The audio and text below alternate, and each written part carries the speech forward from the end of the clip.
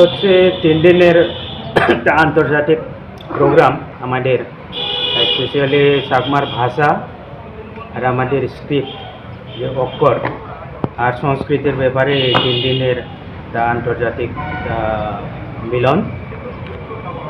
আজকে হলো শেষ দিন। কয়দিন ধরে করতে আছে অনুষ্ঠান? এটা গত পরশু থেকে চলছে, আজকে শেষ হবে।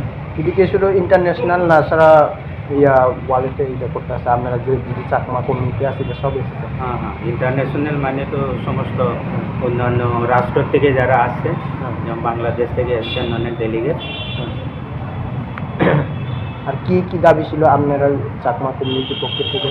না, দাবি তো স্পেসিফিক কিছু দাবি না, আপাতত তো সরকারের তরফ থেকে তো, যেমন ত্রিপুরা সরকারের যে আমাদের মাননীয় মুখ্যমন্ত্রী মানিক সাহাজি, উনি তো ইনগুরেশন প্রোগ্রামে এসেছিলেন।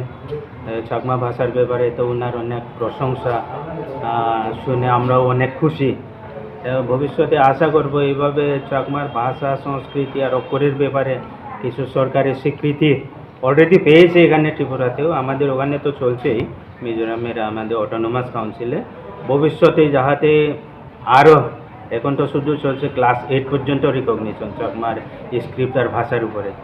ভবিষ্যতে আমরা আশা করব এটা যাতে high school level up to class 10 বা কলেজ পর্যন্ত যদি নেওয়া যায়, সরকারিভাবে যদি আমাদের ভাষা, সাহিত্য আর অক্ষরে যদি স্বীকৃতি পাওয়া যায়, এটা তো অনেক আনন্দের বিষয় হবে।